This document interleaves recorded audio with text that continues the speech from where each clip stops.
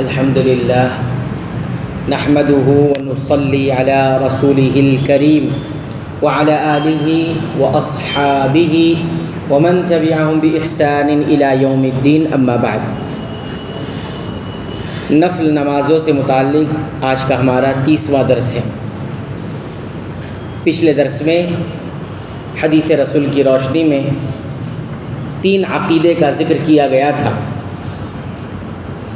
کہ اس حدیث سے ہمیں 3 عقیدہ رکھنا ہے۔ ایک عقیدہ تو یہ کہ جنت حقیقت ہے، اس کی نعمتیں حقیقت ہے اور اللہ نے اسے اپنے نیک بندوں کے لیے تیار کیا۔ دوسرا عقیدہ یہ بتایا گیا تھا کہ جنت کے اندر درجات اللہ نے رکھے ہیں اور مختلف مقامات رکھے ہیں، وہ اعمال کے حساب سے بندوں کو دیے جائیں گے، جن میں سے بتایا کہ خاص مخصوص خوبصورت قسم کے کمرے بھی ہیں کہ جو اندر سے باہر دکھائی دیتا اور باہر سے اندر دکھائی دیتا، وہ ایک طرح سے ہم کہہ سکتے ہیں شیشے کی کیسے ہوں گے اس کی حقیقت اللہ جانتا ہے۔ تیسری بات یہ بتائی گئی تھی کہ اعمال صالحہ یعنی نیک اعمال یہ اللہ تعالیٰ کے خاص انعامات حاصل کرنے کا سبب ہوتے ہیں۔ نیک اعمال اللہ تعالیٰ کے خاص انعامات کو حاصل کرنے کا ذریعہ اور سبب ہے۔ کچھ اور فوائد ہیں اس حدیث سے، وہ آج ہم ذکر کریں گے۔ چوتھا فائدہ ہمیں یہ معلوم ہوتا ہے اس حدیث سے کہ عقیدہ توحید کو اپنا لینے کے بعد بہت ساری نیکیاں بڑی عظیم ہیں۔ ان میں سے ایک نیکی ہے کھانا کھلانا۔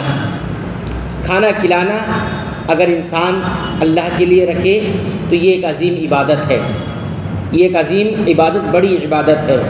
اس میں ریاکاری نہ ہو، کسی کو تکلیف دینا نہ ہو اور اسی طرح فخر نہ ہو، تو یہ کھانا کھلانا بھی کیا ہوتا ہے؟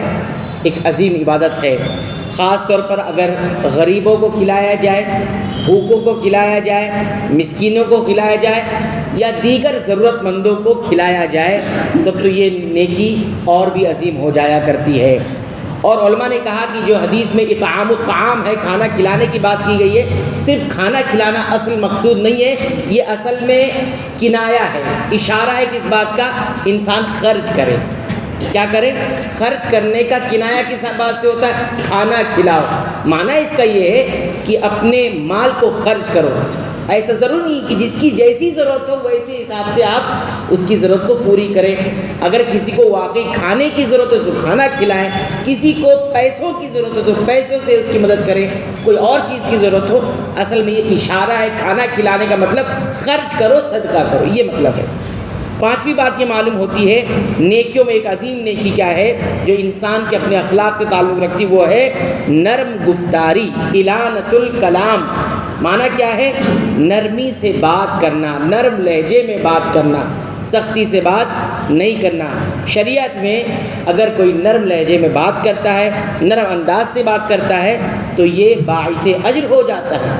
انسان جہاں کہیں سختی بھی ہو اور وہاں وہ نرم پڑ جائے گفتگو کرتے وقت، بات کرتے وقت، تو اس کو اجر ملنے والا ہے۔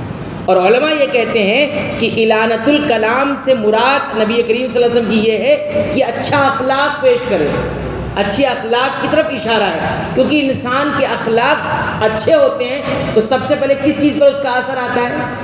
اس کی باتوں پر اثر آتا ہے، اس کی گفتگو پر اثر آتا ہے۔ بعض لوگ سے ہم یہ سنتے ہیں کہ انسان سخت بولتا ہے، سخت کلامی کرتا ہے، بدسلوکی کرتا ہے زبان سے، پھر بھی ہم سنتے ہیں کہ وہ دل کا بڑا اچھا ہے، دل کا بڑا اچھا ہے۔ اگر دل کا کوئی اچھا ہوگا تو زبان میں سختی کیسی آئے گی؟ دیکھیے آپ نبی کریم صلی اللہ علیہ وسلم کی ایک صفت بیان کی گئی ہے، فَبِمَا رَحْمَةٍ مِّنَ اللَّهِ لِنْتَ لَهُمْ، اللہ کی رحمت سے آپ بہت نرم زبان ہیں، نرم دل ہے۔ تو گویا یہ معلوم ہے کہ نبی کریم صلی اللہ علیہ وسلم کبھی بھی سخت کلامی نہیں کیا کرتے تھے۔ جب اندر سے انسان نرم دل کا ہوگا تو اس کی زبان پر بھی اس کا اثر آئے گا کہ نہیں آئے گا؟ سخت دل انسان کی زبان پر سختی ہی رہے گی اور نرم دل کے انسان پر جو ہے زبان پر کیا ہوگا؟ نرم کلامی ہوگا، نرم گفتاری ہوگی۔ بہرحال یہ 5ویں بات ہوگی۔ 6ٹھی بات دیکھیے، نبی کریم صلی اللہ علیہ وسلم نے اس میں ایک نیکی اور بتائی، وہ ہے روزوں کی کثرت، متابعت الصیام، مسلسل روزے رکھنا، خصوصی طور پر وہ روزے جو سنت سے ثابت ہیں، جیسے مہینے کی جو 3 روزے ہوتے ہیں 13, 14, 15 کے روزے, ایام 20 کے روزے, اسی طرح جمعرات اور سوموار کے روزے, یہ روزے خاص طور پر اس کا اہتمام انسان کرے اور مسلسل کرے تو یہ سنت نبی بھی ہے اور ساتھ ہی ساتھ جنت میں بلند مقام حاصل کرنے کا ذریعہ بھی ہے۔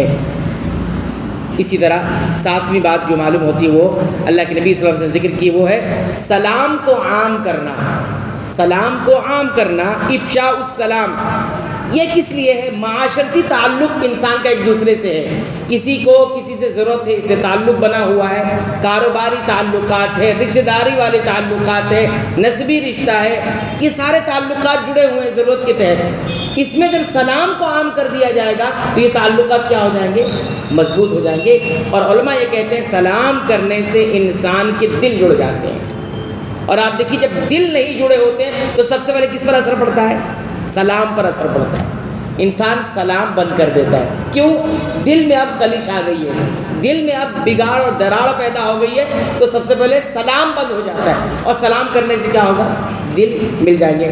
نبی کریم صلی اللہ علیہ وسلم نے موقع سے یہ فرمایا کہ 2 لوگ جب آپس میں بات چیت بند کر دیں، اس میں سب سے بہتر کون ہے؟ جو سلام میں پہل کر رہے ہیں۔ کیوں بتایا گیا؟ کیونکہ وہ دل جوڑنے والی بات کر رہا ہے، اور سلام کرنے سے کیا ہوتا ہے؟ دل جڑتے ہیں۔